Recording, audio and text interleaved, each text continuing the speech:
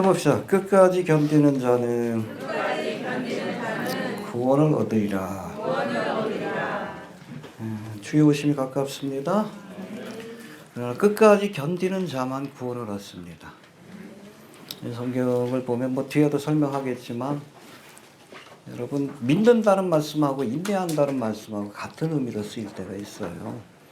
하나님 주신 약속을 붙들고 끝까지 견디는 자가 참된 믿음이 있는 사람들이고 이런 사람들이 구원을 얻게 되는 겁니다. 알겠습니까? 포기하지 않길 바랍니다. 얼마 안 남았어요. 우리 앞에. 주의 오심이 가깝습니다. 끝까지 견딜 수 있는 성도들이 되시길 바랍니다. 여러분 이 복음서에는 마태, 마가, 누가, 요한복음이죠. 예수님의 공생의 기간 동안 주신 교훈들을 한데 엮어놓은 3대 강화가 이렇게 기록되어 있는데 뭡니까? 설교들을 이렇게 엮어놓은 마태복음 5장부터 7장까지 산상수 첫 번째 강화고 이건 공생의 초창기 때 하신 말씀들을 엮어놓은 것으로 알려지고 있습니다. 그리고 요한복음 14장부터 16장까지는 예수님께서 최후의 만찬을 나누실 때 제자들에게 주셨던 마가의 다락방에서 주셨던 다락방 강화가 기록되어 있고 또 오늘 본문이 기록된 이 감람산 강화가 그것입니다. 할렐루야. 이 산상수훈의 말씀이 예수님의 공생의 초창기에 주신 그러한 설교, 교훈들을 기록한 것이라면 다락방 강화와 감람산 강화는 예수님이 십자가를 지시기 직전에 구체적으로는 고난주간 기간 동안에 주신 말씀을 기록한 것이다. 그렇게 보시면 됩니다. 알겠습니까? 예. 이 가운데 이 감람산 강화는 공간복음인 마태복음 24장과 25장 그리고 마가복음 13장 그리고 누가복음 21장 모두에 등장하는 아주 중요한 교훈으로 이 종말과 재림의 때에 있을 일들에 관해서 이 종말에 관한 여러 가지 예언들이 나오는데 예수님이 직접 주신 말씀이 바로 감람산 강화다. 이렇게 보시면 됩니다. 얼마나 중요한지 아시겠죠? 예. 앞서 우리가 공부한 스가랴와 다니엘과 같은 말씀들이 이런 예언서들이 종말에 관해서 누구를 통해서 선지자들을 통해서 주신 말씀이고 알겠습니까? 또 요한계시록은 누구를 통해서 사도 요한을 통해서 주신 어찌 보면 좀 간접적인 계시라면 이 감람산 강화는 예수님이 직접 주신 말씀이에요. 그렇기 때문에 우리가 종말론을 연구할 때에 가장 중요한 프라이머리 소스로 가장 중요한 말씀으로 여기고 그 의미를 알기 위해서 무엇보다 힘써야 될 말씀이 바로 감람산 강화다. 이렇게 얘기하시면 됩니다. 이 감람산 강화를 어떻게 해석할 것이냐에 따라서 세대주의적 종말론을 얘기하는 근본주의 학자들 사이에서도 굉장히 의견이 달라져요. 많이 좀 달라지고 좀 억지적인 해석도 좀 있고 그런데 아무튼 제가 좀 풀어볼 수 있는 대로 최선을 다해서 앞으로 한 3시간 정도 아니죠, 한 5시간 정도 할 것 같은데 감람산 강화의 말씀을 하나씩 살펴보도록 하겠습니다. 예. 자, 배경을 봅니다. 앞에서 잠시 설명한 것처럼 이 감람산 강화는 다락방 강화와 마찬가지로 십자가의 사건을 얼마 남겨두지 않은 이 고난주간에 예수님께서 주신 말씀입니다. 해봅시다. 고난주간에 주신 말씀이다. 마태복음 21장에 보면 고난주간의 첫째 날 뭐죠? 예수님이 예루살렘에 입성하신 뭘 타고? 네. 이게 어디 예언에 나와 있어요? 스가랴 9장 9절의 예언을 이루시기 위해서 겸손히 나귀를 타고 입성하셨습니다. 할렐루야. 여러분 예수님의 이름 가운데 요한계시를 보면 아멘이라는 이름이 있어요. 해봅시다. 아멘이시여. 왜 그래요? 하나님이 주신 예언의 말씀을 이루시기 위해서 오신 분이기 때문에 그래요. 그래서 여러분 이 복음서에 보면 예수님의 행적을 기록할 때에 기록된 바 누구누구의 예언을 이루시기 위해서 이런 일을 행하셨다. 이런 기록들이 반복되는 것을 볼 수 있어요. 예수님은 하나님 주신 예언의 말씀을 이루기 위해서 오신 아멘이시고 또 이제 아직 이루지 못한 한 20% 30%가 종말과 재림에 관한 예언의 말씀인데 그 예언의 말씀을 이루시기 위해 아멘 하시기 위해 다시 오실 겁니다. 이해가 되십니까? 예, 바로 그런 뜻이에요. 자, 마태복음 21장에 보면 우리가 24장의 말씀을 보고 있는데 그 앞에 있는 21장에 보면 고난주간의 첫째 날인 종료주일에 일어났던 사건, 즉 예수님께서 스가랴 9장 9절의 예언을 이루시기 위해 경선이 나귀를 타고 예루살렘 성에 입성하는 장면을 보여주고 있습니다. 할렐루야. 이스라엘이 유대인의 왕으로서 오신 거예요. 해봅시다. 유대인의 왕으로 오셨다. 예, 그때 여러분 많은 사람들이 종려나무 가지를 흔들면서 호산나로, 그렇죠? 그러니까 일반 대중들은 예수님을 메시아로 영접한 거예요. 근데 누가 거부했어? 바리새인 서기관. 대중들의 생각이 중요한 게 아니에요. 이스라엘 대표하는 사람들이 거절했기 때문에. 아마 그때 바리새인 서기관과 같은 종교 지도자, 정치 지도자들도 예수님을 유대인의 왕으로 메시아로 영접했다면 하나님의 나라가 곧바로 이루어졌을 거예요. 천년왕국이 곧바로 시작됐을 겁니다. 근데 거부함으로 그 은혜가 어디로 넘어오게 됩니까? 그렇죠. 돌감람나무 가진 교회로 넘어오게 되었다. 그게 바로 로마서 11장의 말씀입니다. 알겠습니까? 유예된 것이지만 폐기된 게 아니에요. 알겠습니까? 이스라엘에게 주신 메시아 왕국에 대한 예언의 말씀, 이 말씀은 또 저들이 제사장 나라가 될 것이다라는 예언의 말씀은 폐기된 것이 아니라 유예된 것이다. 해봅시다. 폐기된 것이 아니라 유예된 것이다. 받을 만한 믿음이 안 되니까 준비가 안 돼 있어서. 천년왕국 때 그 예언이 성취가 될 겁니다. 우리 스가랴서 통해서도 살펴봤듯이. 알겠습니까? 아무튼 이렇게 나귀를 타고 예루살렘에 입성하는 모습을 보면서 제자들은 예수님이 곧바로 유대인의 왕이 되시고, 그렇죠? 곧바로 이제 성전에 들어가셔서 유대인의 왕이 되시고 또 로마의 군대들을 물리치심으로 당시 로마에 의해서 나라를 빼앗기, 아직 이방인의 때예요. 그때 바벨론으로부터 여러분 우리가 7년 대관의 끝까지를 우리가 이방인의 때라고 하는데 이방인이 주관하는 그런 때입니다. 아무튼 이 로마의 군대를 물리치심으로 하나님의 나라, 구체적으로는 천년왕국이 펼쳐지게 될 줄로 그렇게 믿었다는 겁니다. 그러나 이런 제자들의 기대와는 달리 예루살렘에 입성하신 예수님은 당시 종교 지도자인 바리새인 서기관과 논쟁을 벌이시고 또 저들을 향해 7가지 화를 선포하신 거예요. 왜? 예수님을 거부했기 때문에. 그리고 마태복음 23장 37절 39절에 보면 아예 예루살렘의 멸망을 예언하셔요. 예루살렘아, 예루살렘아, 암탉이 병아리를 품듯이 너희를 품었는데 너희가 거부했다. 여기 예수님을 버린 죄로 인해서 멸망받을 예루살렘의 운명을 보시고 통곡하시며 예언한 장면이 나옵니다.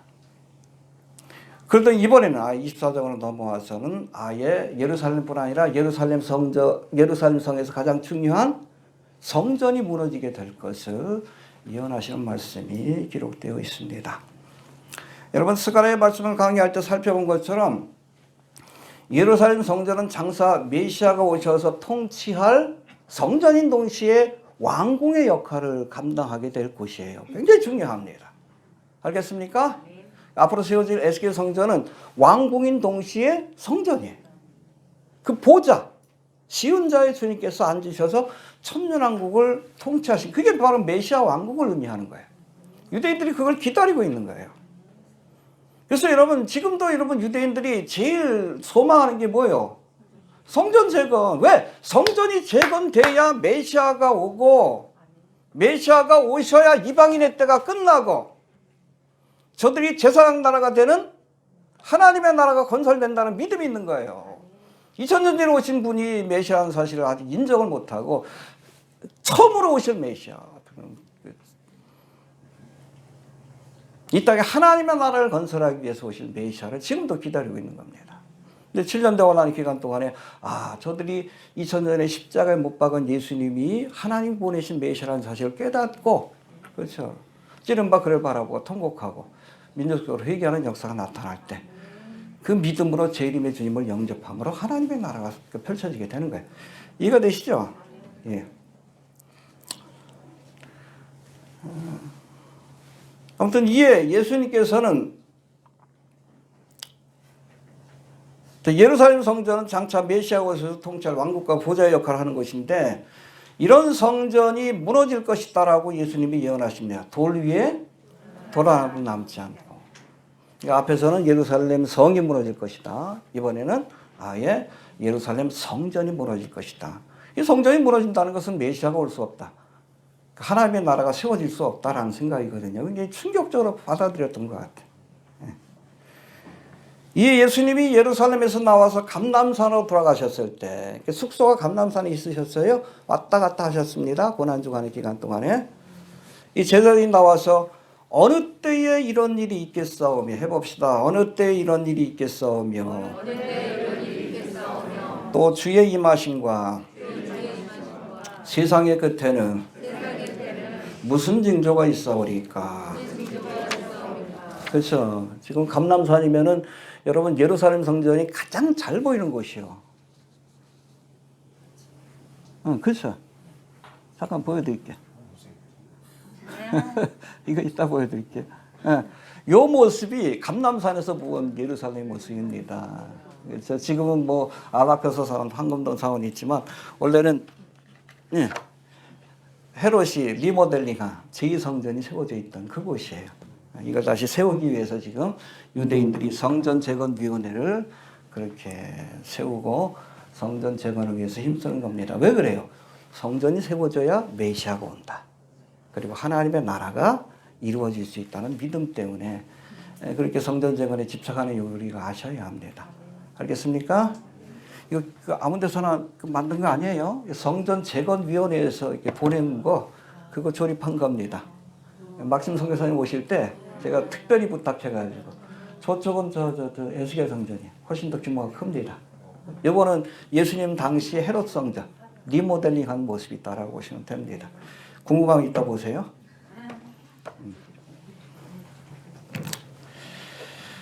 자, 아무튼 이 질문에 대해서 대답을 주신 것이 바로 24장과 25장의 말씀인데 좀 하나씩 좀 살펴보도록 하겠습니다. 아마 이번 주에 살펴보고 그 다음 주 앞으로 5주 동안 이 내용을 우리가 하나씩 살펴보도록 하겠습니다. 1절 2절 먼저 봅시다. 1절 2절 시작.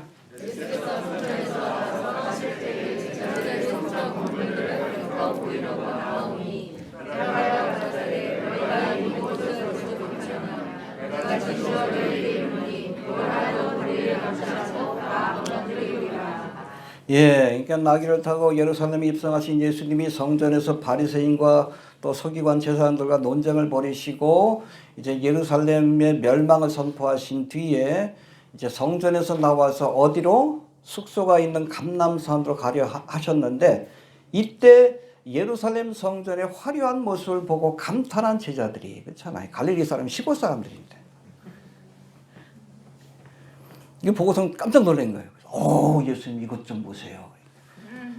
뜻밖에도 예수님 뭐라고 합니까? 보느냐 돌 위에 돌 하나도 남지 않고 다 무너뜨리라. 그 말씀을 주신 거예요. 이해가 되십니까?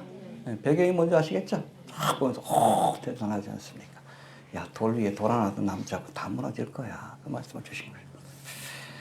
여러분 예수님 당시의 성전은 BC 520년경 바벨론 포로에서 돌아온 스룹바벨 총독에 의해서 건축된 제2성전을 헤롯 대왕이, 여러분 헤롯 대왕은 건축에 미친 사람이라고 얘기를 합니다. 지금 가면 뭐 이스라엘 성지순례 할 때 가이사라 빌립보도 그렇고 가이사라도 그렇고 중요한 유적지는 다 마사다도 그렇고 헤롯 왕 때 지은 거예요. 성전도 마찬가지입니다. 이 제2성전, 수르바벨 성전은 굉장히 초라해 원래. 그러니까 원래 솔로몬 성전을 봤던 사람이 수르바벨이 성전을 짓고 나니까 울었잖아. 너무 초라해가지고. 이거를 헤롯 대왕이 리모델링한 것이 바로 예수님 당시의 성전이다. 그렇게 보시면 됩니다. 여러분 이 헤롯은 에돔 사람으로, 에돔 사람, 에서의 후손입니다. 에돔 사람으로 이스라엘의 왕이 된 사람이에요. 워낙 정치적으로 참 뛰어나가지고 로마하고 결탁이 돼가지고 어찌어찌 해가지고 이스라엘의 왕이 됐어. 근데 정통성이 없잖아. 유대인이 아니니까. 야곱의 형제이긴 하지만. 그러니까 유대인들에게 잘 보이기 위해서 이 성전을 아주 화려하게 리모델링을 했습니다. 언제부터? BC 19년부터. 그렇죠? BC 19년부터 스룹바벨 성전을 리모델링하기 시작했는데 이후로 헤롯 대왕이 죽고 난 뒤에도 이 성전의 리모델링 작업이 계속 진행됐어요. 언제 끝납니까? AD 63년에 알비누스 총독 때까지 지속되다가 비로소 완공이 된 겁니다. 그러고 나서 7년 만에 무너진 거예요. 이해가 됩니까? 예. 그렇게 보면 예수님이 성전을 방문했을 때 아직 리모델링 공사가 끝나지 않은 상태라는 것을 우리가 알 수 있습니다. 짓고 있는 거예요. 리모델링 공사가 끝나지 않았지만 이미 지어놓은 것만 해도 정말 감탄을 금할 수 없을 만큼 아주 화려하고 웅장한 모습이었기 때문에 제자들이 예수님 이것 좀 보십시오. 그런데 예수님이 뭐라고 했어요? 돌 위에 돌 하나도 남지 않고 다 무너질 것이다. 이 예언의 말씀을 주신 지 몇 년 만에? 40년 만인 AD 70년에 이 예언이 성취가 된 겁니다. 알겠습니까? 예. 오늘 본문을 보면 예수님이 성전이 무너질 때 해봅시다. 돌 하나도 돌 위에 남지 않고 다 무너지리라. 대충 무너진 것이 아니라 아예 돌 위에 돌 하나도 남지 않은 만큼 철저하게 파괴될 것이다라고 이렇게 말씀하셨는데 이게 사실은 그 역사적으로 문자적으로 성취되었다고 역사가 요세푸스가 그렇게 증언하고 있습니다. AD 70년 로마 군대가 침공할 때 그것을 직접 경험하고 보고 나서 글을 쓴 게 있는데 유대인 전쟁사 거기 아주 자세하게 기록되어 있어요. 요세푸스는 이 예언이 AD 70년 로마 군대가 성전을 무너뜨릴 때 정확하게 문자적으로 역사적으로 성취되었다고 기록하고 있는데 로마의 티투스 장군이 나중에는 여러분 저기 됩니다. 로마의 황제가 돼요. 예루살렘 성을 포위하고 공격하는 과정에서 예루살렘 성전에 불이 붙어서 일부러 붙였다는 이야기도 있고 우연히 붙었다는 이야기도 있습니다. 일부러 붙였다는 것은 이스라엘의 영적인 어떻게 보면 정신적인 지지와 같은 이 성전을 무너뜨리지 않으면 저들을 꺾을 수 없다. 그런 판단에 일부러 그 주변에다가 올리브 나무, 감람나무를 이렇게 쫙 쌓아가지고 태웠다. 불태웠다는 얘기가 있어요. 어디서 그 감람나무를 갖고 왔을까? 감람산이에요. 감람산. 그런 얘기도 있고, 우연히 실화로 방화가 됐다. 근데 사실은 성전에 탈 게 별로 없어. 휘장밖에 없어요. 아마 일부러 태운 게 맞는 것 같아. 그러니까 올리브 나무를 태우니까 올리브 나무에서 뭐가 나와? 올리브 기름 나오지. 그야말로 그 고온에 불길이 타니까 그 안에 이 성전이 겉은 이렇게 대리석으로 돼 있지만 안에는 뭐로 돼 있어요? 금으로 다 돼 있어요. 성소와 지성소는.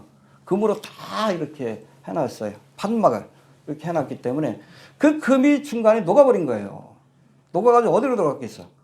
돌틈 사이에 들어가니까 로마 병사들이 그걸 뺏으려고 그거를 가져가려고 돌 위에 돌 하나 남지 않고 다 들춰냈기 때문에 정확하게 역사적으로 문자적으로 성취되었다라고 증언하고 있어요.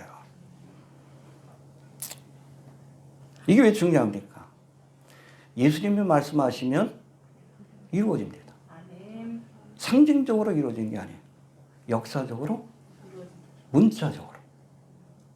이해가 됩니까? 돌 위에 돌 하나. 아니, 정확하게. 이게 상징적인 게 아니에요. 그냥 철저히 파괴된다는 것의 상징적인 표현이 아니라 정확하게 문자적으로 역사적으로 성취되었어요. 이게 왜 중요한가? 이후로 주신 예언의 말씀도 종말에 관한 역사적으로 문자적으로 성취될 것을 믿어야 합니다. 왜 이 말씀을 먼저 주셨는지 알겠죠? 이미 여러분 AD 70년에 예수님이 말씀하면 역사적으로 문자적으로 성취된다는 것을 보여줬어요. 그렇다면 여러분 나머지 종말의 때에 관한 예언의 말씀도 역사적으로 문자적으로 성취될 걸 믿어야 합니다. 안 믿으면 그리스도인이 아니야. 그 성취되고 있는 과정들을 우리가 지금 경험하고 있는 거고. 알겠습니까? 해봅시다. 믿어야 한다. 그렇죠? 이미 증거가 있어요. 요세푸스는 기독교인이 아니에요. 유대인으로서 기록한 건데 그 기록에 보면 정확하게 돌 위에 돌 하나 남지 않도록 철저하게 무너졌다라고 말씀하고 있어요. 그걸 통해서 나머지 예언의 말씀도 역사적으로 문자적으로 성취될 것을 믿어야 합니다. 바보가 아니면 믿어야지. 바보가 아니면 믿어야지. 자, 3절 넘어갑니다. 3절 시작.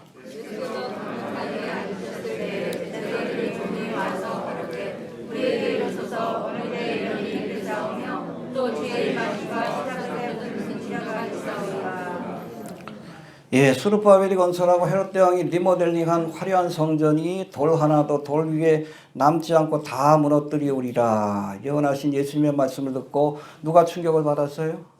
제자들이 충격받았지. 야, 성전이 있어야 예수님이 유대인의 왕이 되시고 하나님의 나라가 건설되는데 그게 무너진다 그러니까 어떡하나 충격을 받았지. 그러니까 이 성전이 가장 잘 보이는 감람산에 예수님께서 올라오셨을 때, 그렇죠? 숙소로 돌아가는 겁니다.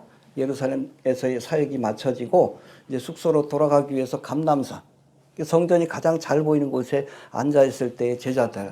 여기 보면 뭐 제자들이라고 되어 있지만 마가복음에 보면 베드로와 야고보와 요한과 안드레라고 되어 있어요. 이 네 사람은 예수님의 초창기 때 처음으로 그렇게 구원받은 또 부름받은 제자로서 인너서클 안에 있는 사람이에요. 제자들 중에서 제자라고 얘기를 합니다. 조용히 물은 거지. 공개적으로 물을 수 없잖아. 성전이 무너진다는 아주 그냥 어떻게 보면 좀 논란이 많은 말씀을 하셨는데. 응? 여러분 혹시 아십니까?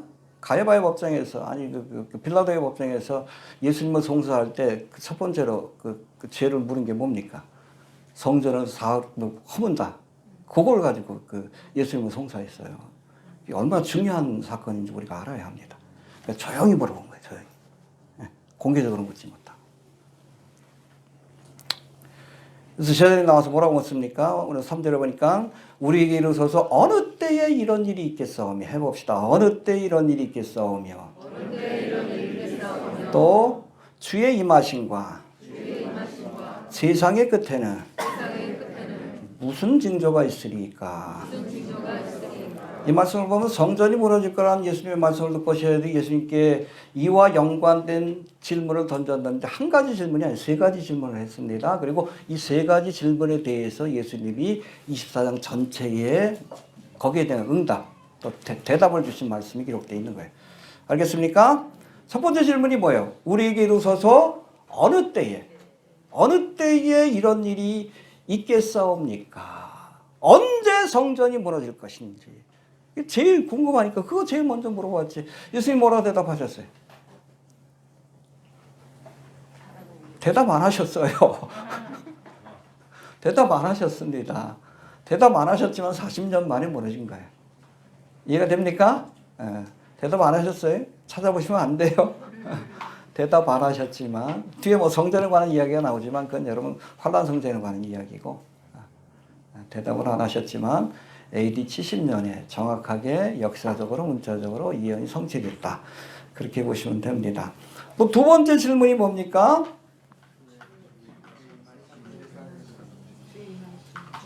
또 두 번째 질문 해봅시다. 주의 임하심이 주의 임하실 때에 무슨 징조가 있사오리까? 세 번째는 세상 끝에는 무슨 징조가 있사오리까? 이거 구분해 봐야 합니다. 여러분 주님이 임한다는 게 뭐예요? 처음 임하신 사건이 뭐예요? 초림. 그렇죠? 그러니까 초림에 관한 질문이 아니에요. 이미 오셨기 때문에. 또 두 번째 임하시는 사건이 뭐예요? 그래서 다시 임한다, 오신다는 뜻이에요. 그 예수님이 재림하실 때에 어떤 일들이 있겠느냐라고 질문한 겁니다. 거기에 대한 대답을 주신 거예요. 이해가 되시죠? 예. 우리가 예수님의 재림 그러면 이걸 단순한 사건으로 보면 안 돼요. 단회적 사건이 아닙니다. 우리가 초림의 사건을 얘기할 때 단회적 사건이 아니에요. 예수님의 탄생, 십자가의 죽음, 부활, 승천, 교회의 탄생까지가 예수님의 초림의 사건이. 이해가 되시죠? 재림의 사건은 뭐예요? 나팔절로부터 시작해서 우리가 휴거의 사건과 그리고 7년 대환란의 사건, 예수님의 지상재림과 천년왕국 건설까지가 재림의 사건이에요. 이걸 자꾸 한 가지 사건으로 해석을 하니까 헷갈리는 거예요. 그래서 재림 그러면 공중재림과 지상재림으로 나눠봐야 합니다. 공중재림은 우리가 뭐라 그래? 휴거. 그래서 우리 교회가 기다린 건 뭐예요? 공중재림이에요. 지상재림 기다리면 7년 대환란을 통과해야 된다는 건데. 우리에게 약속하신 여러분 재림에 대한 약속이 휴거에 대한 이 땅에 환란이 있기 전에 시험의 때를 면케하시려고 주신 약속이기 때문에 여러분 우리가 기다리는 교회가 기다리는 이 종말의 사건은 복스러운 소망, 블레스드 호프예요. 근데 유대인들이 기다리는 여러분 종말의 사건은 지상재림. 왜? 아직 예수를 안 믿으니까. 7년 대환란을 통해서, 야곱의 환란을 통해서 저들이 깨닫고 회개함으로 재림하시는 예수님을 메시아로 영접할 수 있는 겁니다. 비로소. 그래서 교회 주신 여러분, 종말의 사건은 뭐예요? 공중재, 휴거의 사건이고, 이스라엘이 주신 종말의 사건은, 약속하신 종말의 사건은 지상재림의 사건이다 라고 이해하시면 됩니다. 아무튼 이 두 사건에 대한 예수님께서 답변을 주셨는데 15절부터 31절까지가 지상재림의 사건이 있기 직전에 있을 징조들에 관한 말씀입니다. 15절부터 31절, 그리고 32절부터 41절까지가 공중의 재림의 사건이, 휴거의 사건이 있기 직전에 있을 종말의 징조에 관한 예언의 말씀이 기록되어 있다라고 보시면 됩니다. 알겠습니까? 지상재림이 재림 직전에 있을 가장 여러분 확실한 시대의 징조가 뭐예요? 멸망이 가져간 것이 거룩한 것에 선 것을 보거든. 7년 대환란의 기간 동안에 적그리스도가 성전에다 자신의 우상을 세우고, 그때부터 여러분 급격하게 여러분 종말의 징조가 진행이 되다가 예수님이 재림하시는 겁니다. 할렐루야. 그런 여러분 그 공중재림 때 주님께서 주시는 확실한 시대의 표적이 뭐예요? 다다음 시간에 살펴볼 터인데 뭐예요? 무화과 나무에 새이 피 돋는 것을 보거든. 이스라엘의 회복입니다. 할렐루야. 12장인가 보면 12장인가요? 20장인가 보면 무화과 나무로 저주하시는 장면이 나와요. 예루살렘에 들어가셔서 저주가 다 죽어버렸어요. 이 무화과 나무가 뭘 상징해? 그런데 이 무화과 나무에 새이 피 돋는다고 그랬어요. 그렇잖아요. 죽은 무화과 나무가 다시 살아나는 것을 보거든. 역사 속에 다시 등장하는 것을 보면 그날이 가까운 줄로 알라. 여기서 말하는 그날이 뭐예요? 공중재림에 그 이어지는 비유의 말씀도 공중재림에 관한, 휴거에 관한 그 약속의 말씀들이 기록되어 있어요. 알겠습니까? 이걸 잘 구분하고 나서 말씀을 봐야 돼. 외과 의사처럼 매스를 잘 가해야지. 우리가 회 뜰 때도 우리가 고기를 저거 할 때도 잘 부위별로 해야지. 그래야지 되는 것처럼 우리 하나님의 말씀, 특별히 감람산 강화는 이거 잘 구분하지 않으면 이게 무슨 말인지 몰라. 그러니까 자꾸 지상재림에 관한 말씀을 공중재림으로 착각해서 해석하고, 또 공중재림에 관한 말씀을 지상재림의 사건으로 자꾸 착각해서 해석하니까 환란 통과한다고 엉뚱한 소리나 하고 그런 거예요. 잘 우리가 좀 살펴봐야 합니다. 하나하나씩. 이 의견은 여러분 사실은 이 달라스 신학교나 무디 성서 신학교에서 강의하시는 우리 근본주의 신학자들의 입장하고도 조금 달라요. 그분들은 또 너무 극단적으로 해석을 해. 그래서 이 마태복음 24장 전체를 유대인들에게만 주신 말씀으로 해석을 합니다. 그래서 그 열처녀 가운데 이 데려가는 사건, 또 들어가는 것도 그 유대인에게 해당된다라고 해석하는데 이게 무리가 있어요. 구분해야 합니다. 예수님은 분명하게 공중재림에 관한 말씀과 지상재림에 관한 말씀, 공중재림 직전에 있을 징조에 관한 말씀과 지상재림 직전에 있을 그 징조에 관한 말씀을 함께 주셨다. 그렇게 이해하시면 됩니다. 그리고 마지막 세 번째 질문이 뭡니까? 3절 다시 봅시다. 시작.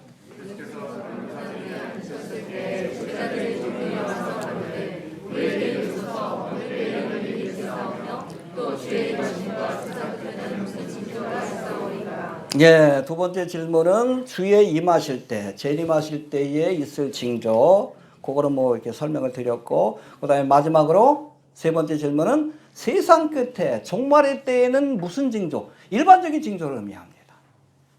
마지막 때가 가까울수록 어떤 징조가 나타날 것인지, 지금 우리가 살고 있는 시대가 얼마나 이 시대의 징조와 부합되는지, 우리 하나씩 좀 살펴봅시다.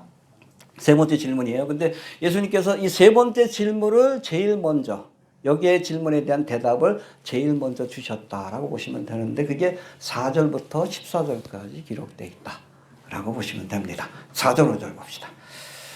시작.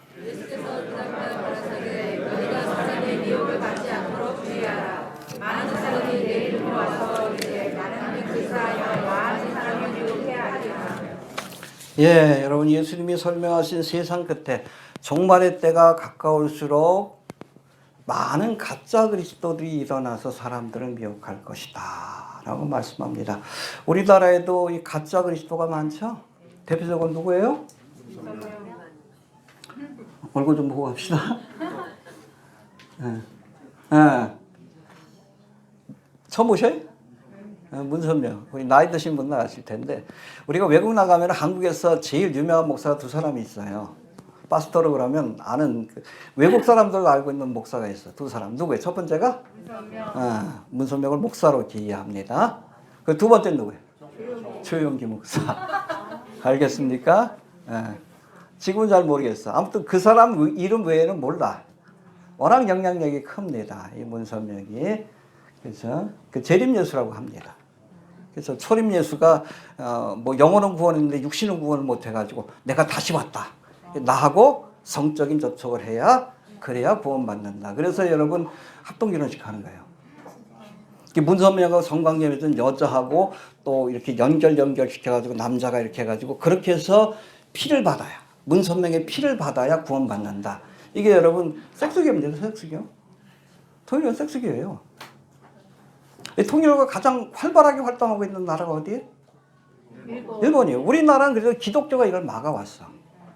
근데 일본은 그렇지 않잖아요. 이번에 아베가 뭐 이렇게 총 맞아 죽은 것도 이게 통일교하고 연결돼 있어요. 워낙 뿌리가 깊어요. 통일교. 죽었지. 지금 부인하고 또 아들하고 지금 쌈박질 하잖아. 내가 정통이다 그러고 서로 쌈박질하고 있어. 나눠졌어요. 지금 재산 싸움이지. 돈이 얼마나 많은지 모릅니다. 통일교. 통일교. 그 다음에 누구예요? 뭐 코로나 때 유명했다. 여러분, 우리가 신천지의 교리가 뭐냐면 이만희가 예수의 영을 받았다는 거예요. 예수의 영을 받으니까 자기가 예수라는 얘기입니다. 알겠습니까? 예수의 영을 받은 어찌 보면 재림 예수라고. 얘도 통일교의 꼬붕이라고 보시면 돼요. 그냥 아류다. 여러분, 이단의 큰 별은 문선명이고 나머지는 미꾸라지들이다. 그 다음에 또 하나 있죠. 정명석도. 음란한 영을 어디서? 얘 통일교 다녔댔어요. 통일교의 그 악하고 음란한 영이 이쪽으로 왔다. 근데 우리나라 여러분 이 예수들의 가짜 예수들의 특징이 뭐죠? 에? 공통적인 특징이 있어요. 못생겼어. 너무 못생겼어.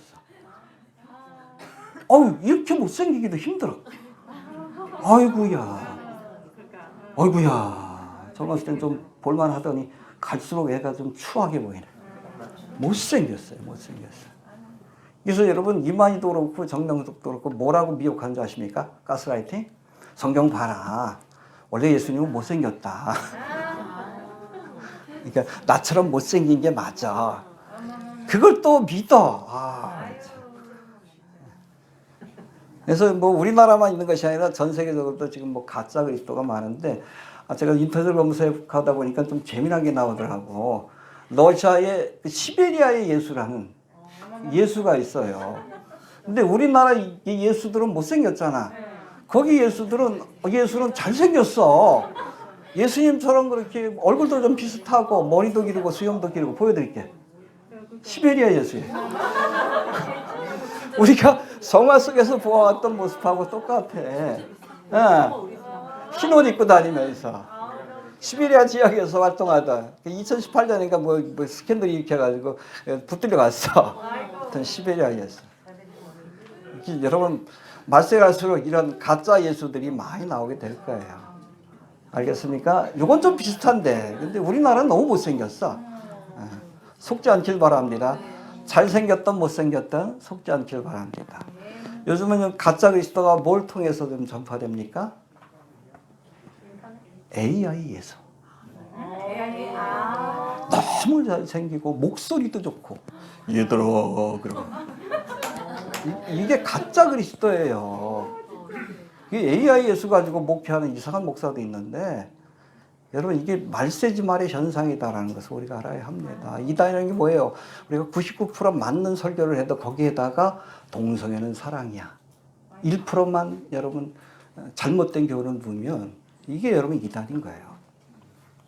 조심해야 합니다. 그래서 뭐 목사들도 뭐 AI 했을 때문에 굉장히 힘들다고 얘기를 하는데 AI 때문에 사라질 직업 중에 뭐 한 8인가 그래요. 목사들도. 근데 아무튼 이 거짓 그리스도, 가짜 그리스도가 요즘 뭐 또 AI를 통해서 사람들을 미혹하는 말세지말이라는 사실을 우리가 기억할 수 있게 되길 바랍니다. 알겠습니까? 예.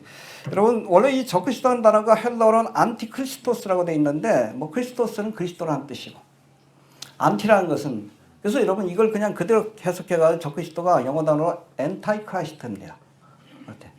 이 안티라는 단어는 두 가지 의미가 있어요. against, opposite. 첫 번째는 대적한다. 이게 적그리스도는 그리스도를 대적하는 자예요. 기독교인들을 대적하고 핍박하는 자입니다. 그런가 하면 두 번째는 instead라는 뜻이 있고 주도라는 뜻이 있어요. 가짜, 사이비. 이게 안티크리스토스예요. 가짜 예수라는 뜻을 갖고 있습니다. 이 마지막 때가 되면 많은 안티크리스트, 가짜 그리스도가 등장하다가 7년 때가 되면 디 엔타이크리스트, 성경에서 예언하고 있는 그 적그리스도가 등장해서 많은 사람들 미혹하고 핍박하게 될 것이다라고 성경은 말씀하고 있는 겁니다. 얼마 안 남았어요.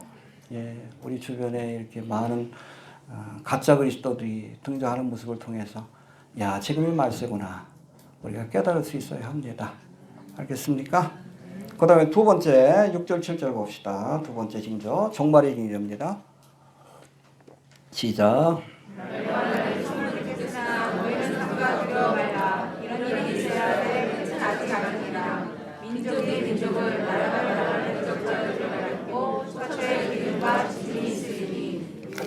예, 마지막 때가 되면 두 번째 그 마지막 때의 징조는 난리와 난리의 소문을 듣게 될 것이다. 해봅시다. 난리의 소문을 듣겠다.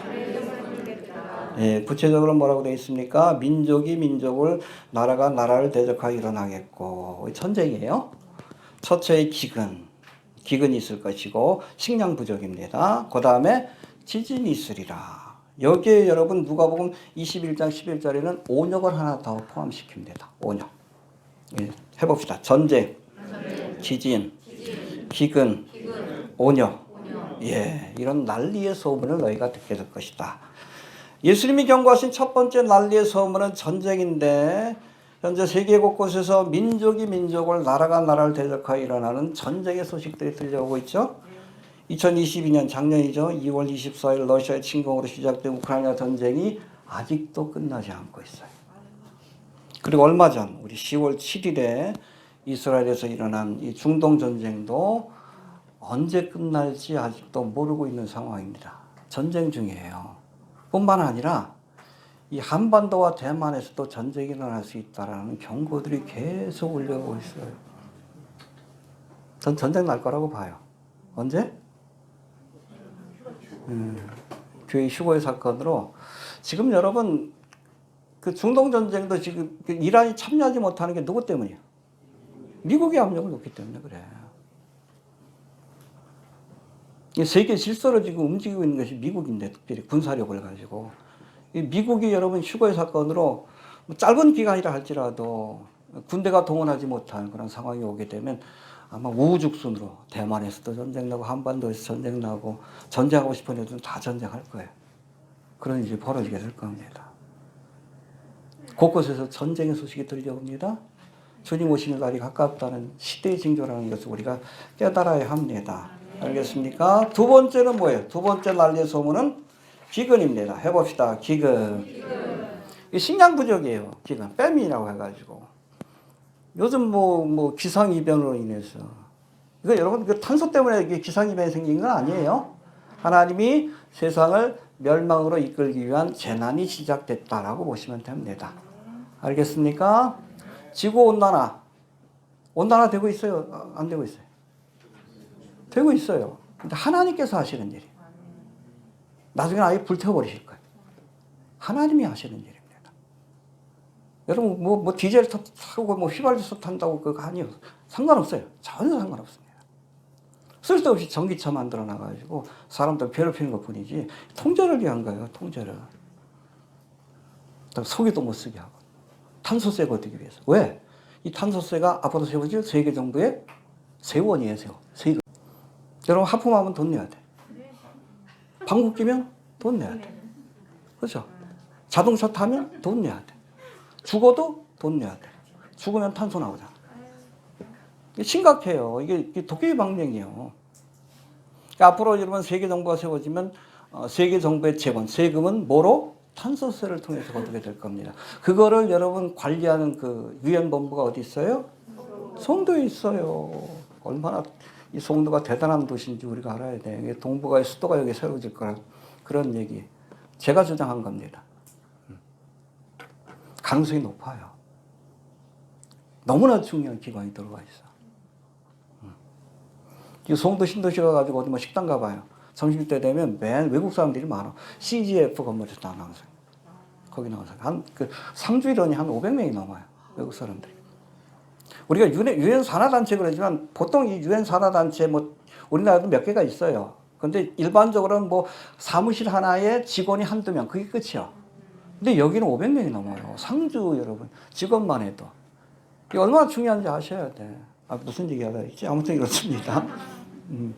여튼 기근, 기상이변으로 기근, 또 우크라이나하고 지금 러시아하고 전쟁하죠. 둘 다 곡창지대입니다. 제가 그 근방에서 사역을 했어요. 로스토프라고 우크라이나하고 러시아 중간지대인데 거기는 땅이 얼마나 비옥한지 다 까만 땅이에요. 다 옥토예요, 옥토.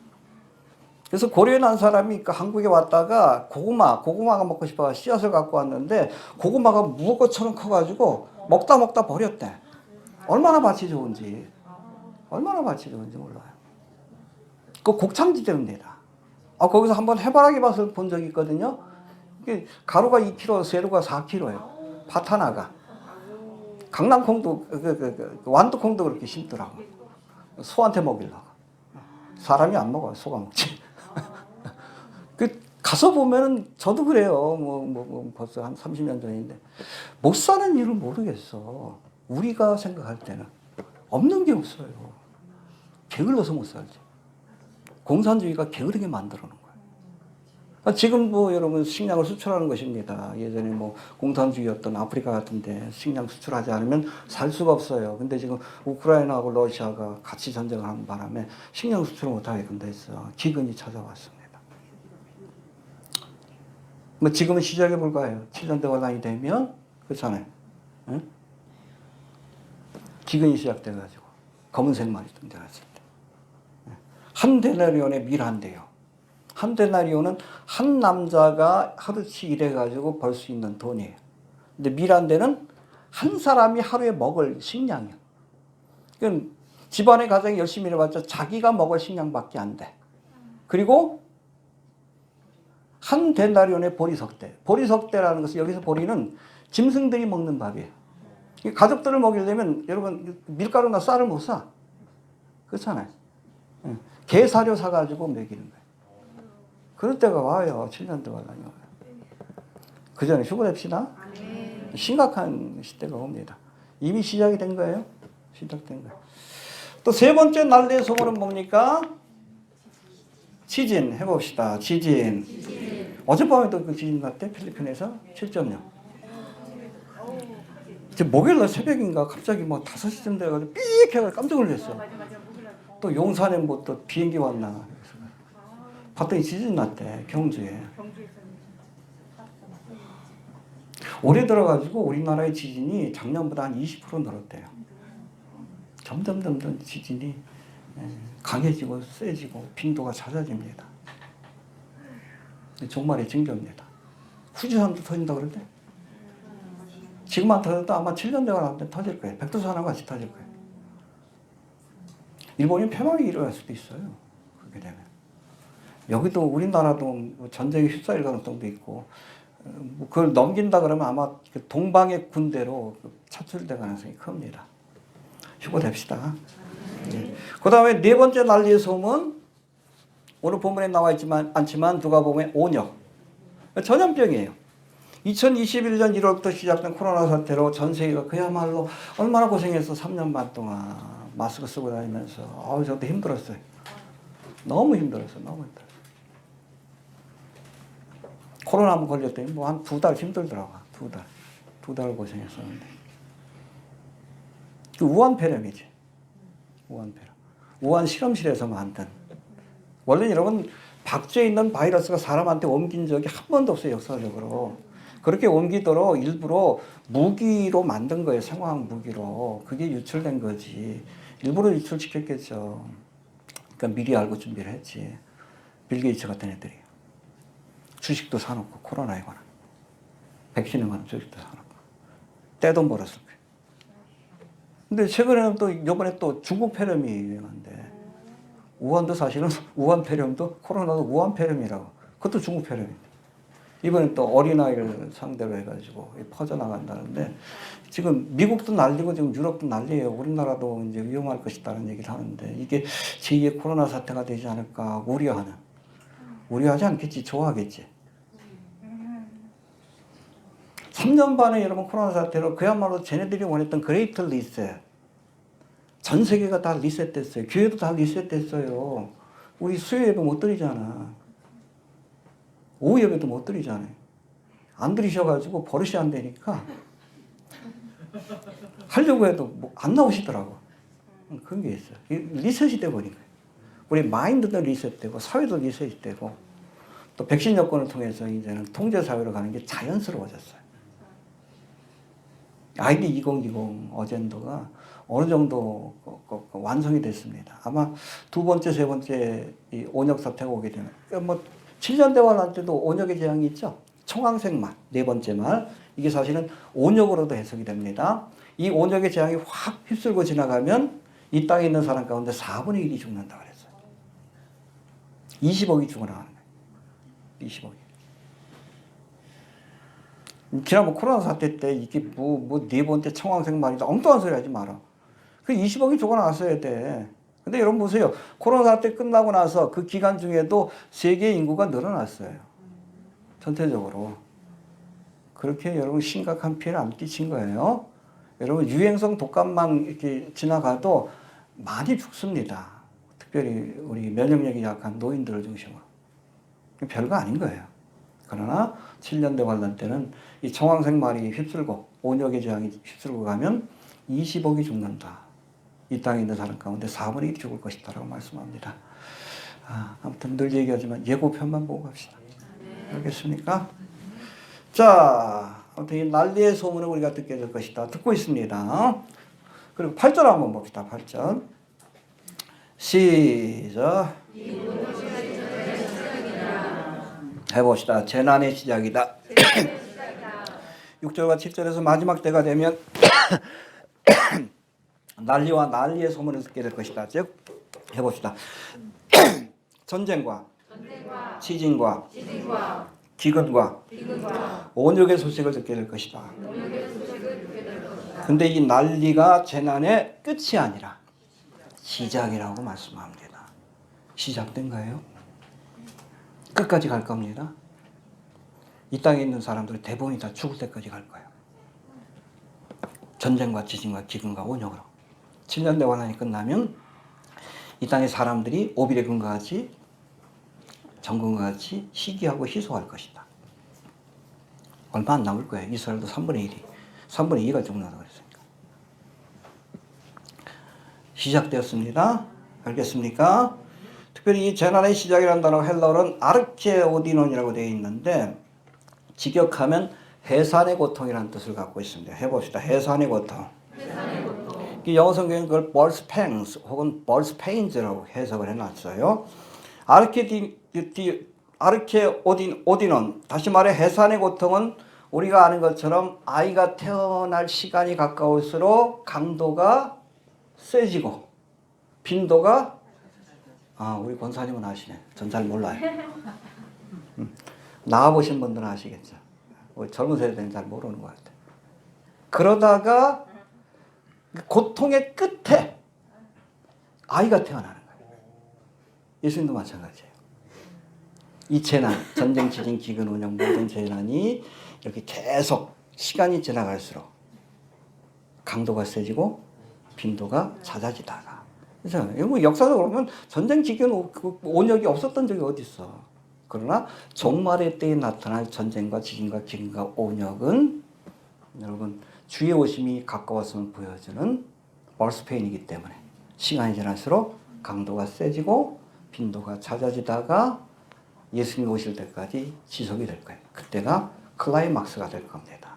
그래서 7년 동안도 보면 인과 나팔과 대접의 재앙으로 갈수록 재앙의 강도가 세지고 빈도가 잦아지는 것을 볼 수 있어요. 왜? 이게 벌스페인이기 때문에 그래요. 예수님이 오시는 재난의 시작이기 때문에 그렇습니다. 이해가 되시죠? 네. 자, 9절로 넘어갑시다. 9절. 시작. 그때 사람들이 너희를 북한에 넘겨주겠으며 너희를 죽이리니 너희가 죄인을 위하여 모든 민족에게 유익을 받으리라. 여기가 너희가 누구예요? 두 가지로 다 해석해야 합니다. 제자들이죠. 직접적으로 너희를 환란에 넘겨주겠으며, 이때 제자들은 여러분 유대인을 대표하기도 하고 교회를 대표하기도 합니다. 알겠습니까? 마지막 때가 되면 교회와 유대인들에게 환난과 핍박이 찾아오게 될 것이다. 우리가 경험하고 있죠. 그렇죠? 자, 개혁개방 이후 크게 부흥하던 중국 교회들이 이제 시진핑이 권력을 잡으면서 핍박이 지금 시작되고 있어요. 또 아프리카 같은 경우에는 여러분 민족 간에 내전이 지금 많이 일어나고 있는데, 내전을 일으키는 당사자가 대부분 이슬람 용병들이에요. 이미 기독교였던 나라다. 이슬람 사람들이 들어가가지고 인종 청소를 해버리는 거예요. 이게 언론에도 보도가 안 돼. 유엔에서도 다루지도 않아요. 그냥 내버려 두고 있습니다. 인종 말살이 일어나고 있어요. 예수를 믿는다는 이유 때문에. 이 마지막 때의 징조입니다. 그 지난번에 그 10월 7일 하마스가 이스라엘 침공하면서 테러하면서, 침공도 아니죠. 이스라엘 전쟁이 시작이 됐는데, 그때 어떤 분이 이렇게 표현을 해. 그때 튀쳐나온 것은 하마스 테러분자뿐 아니라 안티세미티즘이라는 악한 영이 튀쳐나왔다라고 표현합니다. 그때부터 여러분 이스라엘이 반격을 시작했죠. 안티세미티즘, 전 세계적으로 반유대주의 사상이 점점 고조되고 있어요. 유럽도 그렇고. 미국 같은 경우는 한쪽에서는 여러분 이 팔레스타인 지지하는 그 데모를 하고, 한쪽에서는 또 이스라엘을 지지하는 데모를 하고. 근데 점점 팔레스타인을 옹호하는 그런 세력들이 커지고 있어. 우리나라도 있잖아. 광화문에서 하마스를 지지하는, 이게 중동 사람들이 많아서 그래. 이슬람 사람들이에요. 안티세미티즘이에요. 이 점점 고조가 될 거예요. 재난의 시작입니다. 그러다가 여러분 7년대 환란이 시작되면 이 안티세미티즘, 반유대주의적인 사상을 등에 업고 적그리스도가 유대인들 다 죽이기 위해서 나서는 거예요. 히틀러가 그랬듯이. 다 죽이지 못하고 3분의 2를 죽이는 겁니다. 2차 대전 때는 몇 번이면 몇? 3분의 2를 죽였는데, 600만 명. 7년대 환란 때는 3분의 2를 죽이는 거예요. 다 죽이려고 했는데 못 죽였지. 왜? 3분의 1을 하나님께서 도피처럼 옮겨놓으시니까. 원래는 다 죽이려고 하는 거예요. 그리고 7년대 환란 기간 동안에 예수를 믿던 환란 성도이죠. 대부분 다 순교할 겁니다. 응? 살아남을 생각하지 말아야 돼요. 남겨지면 빨리 예수 믿고 빨리 죽는 게 복된 거예요. 복된 죽음. 아주 잔혹한 핍박이 시작이 될 거예요. 공개적인. 재난이 시작됐습니다.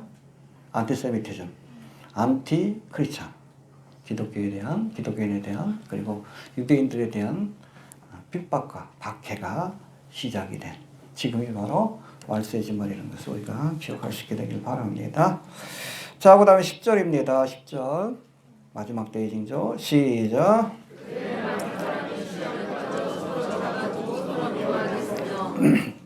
여기서 많은 사람이 해봅시다. 시험에 빠져. 이빨을 새로 했더니 물 먹을 때마다 이 타이밍이 잘 안 맞아. 목이 자꾸 걸려. 적응이 아직 안 돼. 자, 시험에 빠져라는 단어가 영어로는 falling away라고 돼 있어요. falling away. 마지막 때가 되면 많은 사람들이 falling away. 믿음의 길에서 떠나가게 될 것이다. 이게 배도한다는 단어가 똑같아요. 마지막 때가 될수록 그렇잖아. 여러 가지 핍박과 또 유혹으로 인해서 믿음의 길에서 떨어져 나가는 사람들이 많아지게 될 것이다. 이런 사람들이 서로 미워하다가 뭐 저거 하고 뭐 두 번째 기회란 소설에도 뭐 그런 내용들이 많이 나옵니다. 서로 신고하고 그래가지고 뭐 잡아가게 하고 그런 일들이 벌어질 것이다. 해봅시다. 배도의 길을 가게 될 것이다. 그렇죠. 지금 너무 예수 믿는다는 사람들이 이 박진혁이 봐. 예수 믿는다 그러면서 그냥 음란한 쇼를 하고 그냥 뮤직비디오를 통해서 뭐 선악과 먹으라고 그러고 이게 엉뚱한 짓거리 하잖아. 그게 배도예요. falling away. 여러분 가룟 유다가 12제자 가운데 있었는데 falling away 하잖아. 마지막 순간에. 결정적인 순간에 떨어져 나가지. 그런 일들이 지금 벌어지고 있어요. 교회 안에서도 신앙생활 잘하는 것 같은데 마지막에 falling away 하는 사람이 있어. 가룟 유다처럼. 내가 될 수도 있다고 생각을 해야 돼. 한 번 구원은 영원한 구원이 맞아요. 그러나 가룟 유다처럼 구원 못 받았는데 12제자 가운데 속한 것을 구원받은 것으로 착각하는 사람들이 있어요. 그런 사람들은 결정적인 순간에 falling away 하는 거예요. 배도하는 거예요. 떠나가 버리는 거예요. 그게 내가 될 수 있다라고 우리가 생각해야 돼.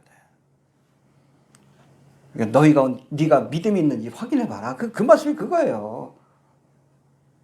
정말 내 믿음이 올바른 믿음인지 아니면 결정적으로 이 가룟 유다처럼 예수님을 팔아먹고 falling away 할 사람인지 스스로 좀 돌아볼 수 있게 되길 바랍니다.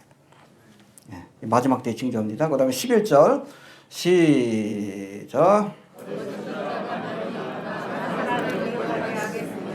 예, 5절에는 거짓 그리스도가 많이 나타날 것이다. 그래서 이 거짓 그리스도의 마지막은 the antichrist, 저 그리스도고, 그 다음에 11절에서는 거짓 선지자가 많이 일어날 것이다. 그렇죠? 이 거짓 선지자의 끝은 요한계시록에 나오는 the false prophet, 그 거짓 선지자, 요한계시록에 나오는 거짓 선지자라고 보시면 됩니다. 자, 11절에서는 거짓 선지자가 많이 일어날 것이다라고 말씀하는데 마지막 때가 되니까 우리 주변에 거짓 선지자들이 많이 나타났지. 네. 대표적으로 뭐 1992년 10월 28일 날 예수님 오신다고 했던 이장님. 얼굴 좀 보고 합시다. 나한테 저 메일도 보낸 사람인데. 10월 28일. 이장님. 잘생겼죠, 이장님? 거짓 선지자는 좀 잘생긴 것 같아. 아무튼 겉모습에 속지 않길 바랍니다. 또 뭐 최근에는 뭐 백신이 짐승의 표다. 엉뚱한 소리 하지 말라 그래요. 무슨 백신이 짐승의 표요. 우리 막심 선교사도 백신 맞았는데 선교하기 위해서. 그럼 여러분 뭐 구원 못 받네? 구원 못 받는 사람이 열심히 선교하고 있네 지금. 엉뚱한 소리 하지 말라 그래요. 여러분 짐승의 표라는 것은 먼저 짐승에게 절하고 내가 짐승을 따르겠다는 결단을 보여줘야 돼요. 거기에 대한 표식입니다. 그래서 하나님의 인도 그렇잖아. 내가 하나님을 믿고 따르겠다는 믿음의 고백을 해야 세리를 주지. 그게 하나님의 인 아니에요. 그냥 자기 의지하고 상관없이 여러분 맞은 백신이 이게 짐승의 표다. 아니에요. 그렇게 할 수가 없어요. 그러면 사탄 마귀가 그 영을 하나님께 요구할 수 없습니다. 절차를 거쳐서 마귀를 따르겠다고 적그리스도를 따르겠다고 해야지. 그러고 나서 짐승의 표를 받아야 그 영혼을 지옥으로 끌고 갈 수 있는 권한이 마귀에게 생기는 거예요. 그래서 여러분 모르게 여러분 받게 하지는 않습니다. 자신의 의지를 갖고 영혼을 파는 과정, 입문 과정을 통해서 짐승의 표를 받게 할 거예요. 그런 사람들이 있었고 또 뭐 환란이 오니까 비트코인에 투자해야 된다. 투자한 사람들 망했는데 그 친구는 부자 됐죠? 아무튼 또 마지막 때 환란이 오니까 뭐 재산 팔아가지고 뭐 도피처로 들어가야 된다. 남미에 있다. 또 뭐 주옥선인가? 걔는 또 어디 있다 그랬지? 응? 피지. 아무튼 그래요. 이게 대표적인 여러분 거짓 선지자다라고 보시면 됩니다. 데살로니가후서 2장 11절 12절에 보니까 악한 자의 임함은 사단의 역사를 따라 모든 능력과 표적과 거짓 기적과 불의의 모든 속임으로 이 거짓 선지자들이 표적을 행하면서 사람들을 속이는 거예요. 멸망하는 자들에게 이 말이니 거기 속아 넘어가는 사람들은 이미 멸망받기로 작정된 사람들입니다. 이는 저희가 진리의 사랑을 받지 아니하여 구원함을 얻지 못함이라. 여기 진리의 사랑을 받는다는 말씀이 NIV 성경에는 진리를 사랑하기를 거부하는 자라고 이렇게 표현하고 있어요. 해봅시다. 진리를 사랑하기를 거부하는 자다.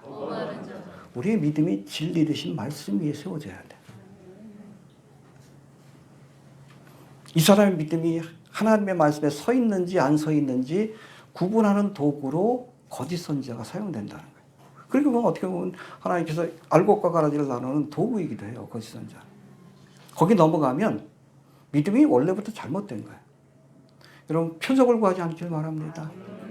어디서 무슨 환상 보고 계시 보고 뭐 기적이 나타날 수 있어요. 마지막 때가 되면 여러분 거짓 선지자가 하늘에서 불도 내리고 죽은 자를 살리기도 하고 그런 표적을 일으킬 겁니다. 쫓아가지 마. 말씀 안에 믿음을 세우십시오. 하나님께서 끝까지 책임지는 것은 말씀밖에 없어요. 저도 은사를 체험했죠. 한 번도 은사를 강조한 적이 없어요. 마지막 때가 될수록. 왜? 워낙 미혹하는 영들이 강하게 역사하기 때문에 그래요. 이게 잘 구분을 못해. 특별히 믿음이 약한 분들은. 말씀을 잘 모르는 분들은 이게 마귀로부터 온 것인지 하나님께서 주신 것인지 중요한 것도 아니에요. 그리고 여러분 암병 고치면 뭐해요? 고침받고 지옥 가면 뭐 할 거예요? 차라리 죽어서 천국 가는 게 낫지. 그게 중요한 게 아니에요. 사소한 거예요. 내가 죽고 사는 건 사소한 거예요. 내가 부자 되고 여러분 가난해지는 건 사소한 거예요. 예수를 믿는 게 중요한 거예요. 아무튼 점점 거짓 선지자들이 많이 활동하게 될 것이다. 이 거짓 선지자의 미혹을 물리치려면 말씀 안에 바로 서 있으면 돼요. 이게 성경은 캐논이에요. 기준이라는 뜻이에요. 자, 이 말씀을 가지고 여러분 누가 엉뚱한 소리 하면 이것 가지고 구분해 보면 돼요. 우리 블로그에도 꼭 엉뚱한 소리 하고 다니는 친구들이 있어. 백신이 짐승의 표다. 성경 말씀 가지고 확인해 봐야지. 아무리 그렇듯해도 뭐 예수님이 직접 음성을 줬대. AI 예수야 뭐야? 백신 접합 엉뚱한 소리 하고 있었다. 하나님의 말씀에 우리가 바로 설 수 있게 되길 바랍니다. 그 다음에 12절 봅시다. 12절 시작. 예, 여기 불법이란 단어가 헬라어로 아노미아인데 이는 혼란과 무질서와 도덕적 방종을 의미하는 단어입니다. 하나님은 질서의 하나님입니다.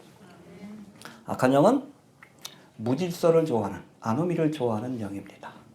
알겠습니까? 특별히 여러분 데살로니가 후서 2장 3절에는 마지막 때에 등장할 적그리스도를 뭐라고 표현합니까?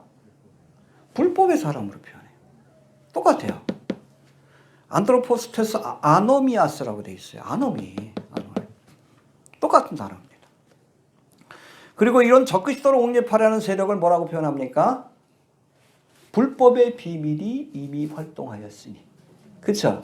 이 불법의 비밀이라는 것은 미스테리온 테스 아노미아스라고 되어 있는데 불법한 자인, 불법의 사람이 적그리스도를 옹립하기 위해서 활동하는 자다. 그런데 이것이 불법이 성할 것이다. 이 불법의 세력들이 점점 마지막 때가 될수록 그렇게 득세하게 될 것이다. 지금 그렇잖아. 지금 적그리스도를 세우려고 하는 여러분 단체들 있잖아요. 비밀스러운 단체들. 일루미나티, 프리메이슨, 세계적 무죄. 예전에는 비밀스럽게 활동했는데 그야말로 불법의 비밀을 지금 공개적으로 하잖아요. 얼마 전에 보니까 마마 거기 보니까 여자 가수들 4명이 나와가지고 뭐 바포맷 앞에서 막 불타는 바포 지옥불에서 춤추는 것 같아. 또 뱀 앞에서 춤추고.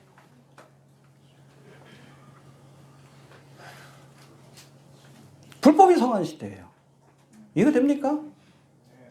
적그리스도를 옹립하는 세력들이 노골적으로 활동하고 있는 세대. 세계경제포럼이라든지 모든 분야에 있어서 우리나라도 마찬가지야. 윤석열을 간택한 게 여러분 저거 아닙니까? 우리나라 그 일루미나티 서열 1위 홍석현 아니야. 문재인도 뭐 예수에 달한 뭐 여기도 많이 나오는데 사실은 윤석열은 문재인이 키워준 거예요. 그거 알아야 돼. 추미애가 시작을 했을 때 오히려 추미애를 친 게 문재인이라고 봐야 돼. 잘 알아야 돼. 이미 대한민국도 그림자 정부가 장악하고 있는 나라다. 불법이 성한 시대로 우리가 살고 있습니다. 그걸 보면서 주님 오실 날이 가깝구나. 우리가 그걸 깨달을 수 있어야 돼. 이해가 되시죠? 그 다음에 마스의 또 다른 특징은 불법이 성함으로 많은 사람의 사랑이 식어질 것이다. 해봅시다. 사랑이 식어질 것이다. 네, 불법한 자는 사랑을 싫어하니까. 우리가 인간의 사랑 가운데 가장 여러분 최고봉을 뭐라 그래요? 자식에 대한 어머니의 사랑이라고 얘기를 합니다. 부정도 그렇게 그걸 이기지를 못해요. 근데 우리나라 뭐 요즘 일어나는 일들은 봐봐. 집 놀러 간다고 애를 그냥 그 집에 놔둬가지고 굶어 죽고. 또 어느 집에 보니까 냉장고에 냉동실에 아기가 두 명이 있어. 기르기 싫다고 애 낳자마자 냉동실에 집어넣은 거예요. 둘이나. 가장 원초적인 사랑인데 모정은. 함부로 낙태하고 그러잖아. 애착이 없어요. 사랑이 식어진 시대입니다. 지금 말세 지 말이에요. 더 심해질 겁니다. 자, 13절 넘어갑시다. 시작. 예, 전쟁과 지진과 기근의 소식이 있을 것이고 또 사랑이 식어지고 불법한 자가 득세하는 그런 것들을 보지만 그러나 그 가운데서도 끝까지 견디는 자. 끝까지 견디는 것이 믿음이요. 참된 믿음이요. 너희에게 인내가 필요하면 하나님의 뜻을 행한 뒤에 약속하신 것. 우리에게 주신 약속이 뭐예요? 휴거에 대한 약속. 약속하신 것을 얻기 위해서는 인내해야 합니다. 끝까지 견디는 자가 이 약속을 받아 누리는 거예요. 약속을 붙들고 끝까지 인내하는 게 믿음이요. 참된 믿음입니다. 약속을 붙들고 기다리다가 뭐 falling away 하는 거. 그런 사람들 있잖아. 자기가 생각하기엔 언제쯤 주님 오신다 그랬는데 안 오셔. 그러니까 시험에 들어가지고 스스로 시험에 빠져가지고 스스로 떨어져 나가. 근데 왜 나를 원망해? 이상하잖아. 언제까지 기다려야 돼? 주님 오실 때까지. 뭐 뒤에 나오지만 그날 그것이는 몰라요. 알려주지 않는 겁니다. 아니면 내가 먼저 가면 되지, 그렇죠? 괜찮아. 주님 늦게 오시네. 어찌됐든 주님 나라에 가는 거니까. 끝까지 견디는 자가 참된 믿음을 가진 사람이요. 그런 사람이 구원을 얻는 거예요. 끝까지 견디시길 바랍니다. 여기 있는 분들은 포기하지 말길 바랍니다. 포기하는 건 믿음 없음을 드러내는 겁니다. 끝까지 견디는 것은 참된 믿음을 가졌다는 것을 보여주는 거예요. 그런 사람이 구원 얻습니다. 제 말이 아니에요? 예수님 말씀이에요? 끝까지 견디는 자가 구원 얻으리라. 예, 그리고 마지막으로 14절. 시작. 이 천국 복음이 모든 민족에게 전파되기 위하여 온 세상에 전파되니 그래야 끝이 오리라. 예, 이 천국 복음이 온 세상에 전파되어야 끝이 오리라. 언제 전파돼요? 땅끝까지 언제 전파됩니까? 교회 갈 일이 아니에요. 교회가 떠나고 난 뒤에 여러분 교회는 하다 가는 겁니다. 해봅시다. 교회는 하다가 간다. 7년 대환란의 기간 동안에 누가 민족적으로 회개한 이스라엘 그 가운데 특별히 12,000명씩 한 지파에 14만 4천 명이 중심이 돼서 이 사람들은 여러분 뭐 장가도 안 가고 남자예요. 사도 바울 같은 사람이에요. 14만 4천 명이 전 세계로 흩어져서 복음을 전할 때에 땅 끝까지 복음이 전파되는 역사가 나타나는데 심지어 여러분 14장의 말씀에 보니까 이때 하나님이 얼마나 급하신지 공중에 천사가 나타나서 각 족속에게 각 방언으로 다 알아들을 수 있는 말로 복음을 전한다고 그랬어요. 핑계대지 못하는 거예요. 아, 나 복음의 소식 못 들었어요. 핑계 못 대는 거예요. 들려줘야지 여러분 뭐 핑계를 못 댈 거 아니에요. 오늘 본문에도 뭐라고 돼 있어요? 자, 14절 다시 한번 봅시다. 시작. 이 천국 복음이 모든 민족에게 증거되기 위하여 온 세상에 전파되니 그래야 끝이 오리라. 예, 증거되기 위하여 전파될 것이다. 그렇죠? 나 너희에게 다 전했다. 듣고 믿는 사람에게는 구원의 증거. 들었음에도 믿지 않는 사람에겐 심판의 증거가 되기 위해서. 알겠습니까? 하나님께서 에스겔과 뭐 예레미야에게도 복음 하나님의 말씀 이스라엘 멸망할 것이라는 말씀 회개하라는 말씀을 주셨는데 회개할 줄 알고 주셨습니까? 아니요. 회개 안 할 줄 알면서도 회개하라고 했어요. 왜? 심판의 증거로 삼기 위한 거예요. 그거 알아야 돼요. 그게 무서운 거예요. 차라리 몰랐다 그러면 여러분 하나님 앞에 덜 맞아. 근데 알려주십니다. 이게 뭐예요? 증거가 되게 하시기 위해서. 믿는 자에겐 구원의 증거가 되지만 들었음에도 그 주님을 믿기로 결단하지 못하고 주님을 떠나는 자들에게는 심판받아도 할 말이 없는 거예요. 못 들었다 얘기 못하고 심판의 증거가 될 거라는 사실을 우리가 꼭 기억할 수 있게 되길 바랍니다. 예, 여기까지가 종말의 때 있을 징조인데 우리가 살고 있는 시대하고 너무나 유사하죠. 지금이 바로 이 말씀을 기준으로 해서 근거로 해서 우리가 지금이 주의 오심이 임박한 종말의 때다. 마지막 때다라고 말씀하는 겁니다. 자, 예수님이 승천하시고 재림하실 감람산에서 제자들에게 주의 임하심과 세상 끝에 무슨 징조가 있을지를 말씀해 주셨는데 마지막 때가 되면 세상 끝에는 거짓 그리스도와 거짓 선지자가 일어나 많은 사람들을 미혹할 것이고 현재 일어나고 있는 일들입니다. 또 전쟁, 지진, 기근, 온역과 같은 재난이 시작될 것이고 시작이에요. 끝이 아닙니다. 점점 세지고 빈도가 잦아질 겁니다. 언제까지? 주님이 지상 재림하실 때까지. 알겠습니까? 또 불법이 성하고 불법이 성한다는 것은 적그리스도의 세력들이 세력을 얻게 되고 그리고 사랑이 식어지고 환난과 핍박이 있을 것이지만 하나님 주신 약속, 재림에 대한 약속을 끝까지 붙들고 견디는 자는 구원을 얻으리라. 할렐루야. 인내하는 것이 끝까지 견디는 것이 믿음입니다. 예수 믿으면 구원받습니다. 그건 여러분 지식적인 믿음이 아니라 피상적인 믿음이 아니라 약속을 붙들고 끝까지 견디는 믿음. 이게 진짜 믿음이에요. 이런 믿음을 가진 사람은 다 구원을 얻으리라. 그럴 수 있게 되길 바랍니다. 주신 말씀을 들어보기 바랍니다. 하나님 오늘도 귀한 말씀을 통해 감람산 강화를 통해 마지막 때에 있어